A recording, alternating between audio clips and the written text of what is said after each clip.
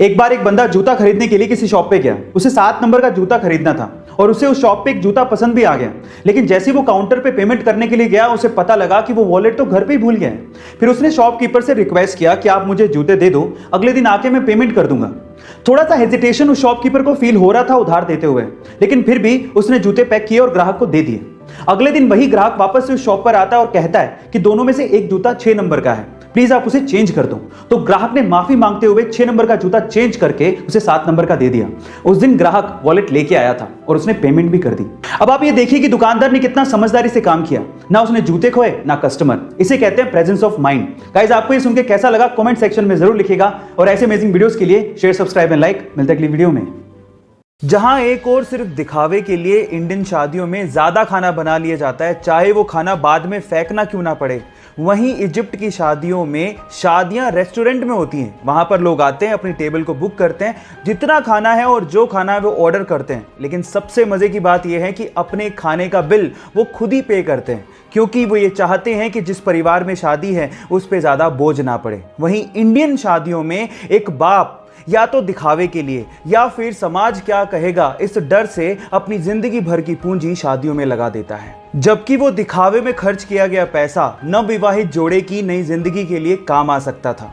आपका इसके बारे में क्या ख्याल है और क्या हमें भी इजिप्ट की शादियों से कुछ सीखना चाहिए? चैट सेक्शन में लिखना मत भूलिएगा। तो हम सब जानते हैं कि पेड़ पौधों में भी जान होती है, लेकिन इंसान अक्सर अपने मतलब के चक्कर में इन सब बातों को अनदेखा कर देता है। पर साउथ अफ्रीका के जंगलों में एक ऐसा पेड़ पाया जाता है जो कि इस बात का पुख्ता प्रमाण देता है कि पेड़ पौधों को काटे जाने पर उन्हें भी दर्द होता है।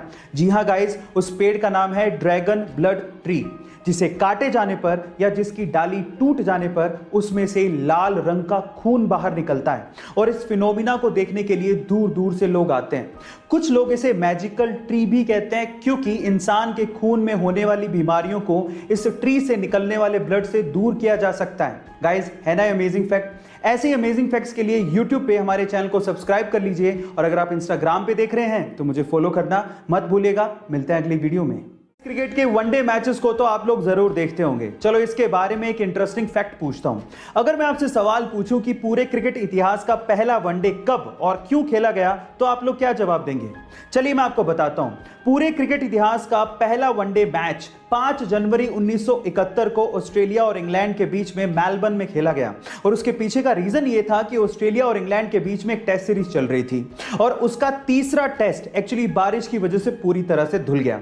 आयोजकों को भयंकर नुकसान हो रहा था, टिकट के पैसे वापस देने पड़ते, इसीलिए ऑस्ट्रेलिया और इंग्लैंड के बीच में मात्र एक दिन का 40 ओवर का मैच रखा गया, जिसमें एक ओवर में 8 गेंदें फेंकी जानी थी। और इस तरह से क्रिकेट इतिहास का पहला वनडे खेला गया। है ना इंटरेस्टिंग फैक्ट? गाइस, ऐसे ही इंटरेस्टिंग फैक्ट्स के लिए यूट्यूब पे हमारे चैनल को सब्सक्राइब कर लीजिए और अगर आप इंस्टाग्राम पे देख रहे हैं तो मुझे फॉलो करना मत भूलिएगा। मिलते हैं अगली वीडियो में।